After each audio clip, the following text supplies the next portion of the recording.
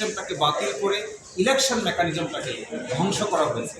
সুষ্ঠু নিরপেক্ষ নির্বাচন অনুষ্ঠানের যে প্রক্রিয়া, এই প্রক্রিয়াটাকে ইচ্ছে করেই বাধাগ্রস্ত করা হয়েছে। ইলেকশন প্রক্রিয়া এমন এক পর্যায়ে চলে গেছে যেখানে ইলেকশন আর ইলেকশন থাকেনি, সেটি সিলেকশনে রূপান্তরিত হয়েছে। এই জন্য পঞ্চদশ সংশোধনী বাংলাদেশের মানুষের যে আশা, আকাঙ্ক্ষা এবং অ্যাসপারেশন সবগুলোকে ডিস্ট্রয় করেছে। বাংলাদেশের মানুষ গণতন্ত্র প্রিয়, বাংলাদেশের মানুষ মাল্টি পার্টি ডেমোক্রেসিতে বিশ্বাস করে, বাংলাদেশের মানুষ ভোটকে উৎসব হিসেবে নিতে বিশ্বাস করে।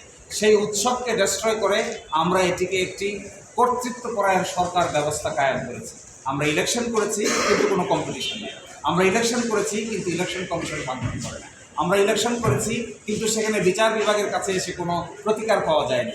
আমরা ইলেকশন করেছি দেখানো মতে, সেই ইলেকশন করতে গিয়ে একটি ইউনিয়ন পরিষদের ইলেকশন, একটি ওয়ার্ডের ইলেকশন, একটি পৌরসভার ইলেকশন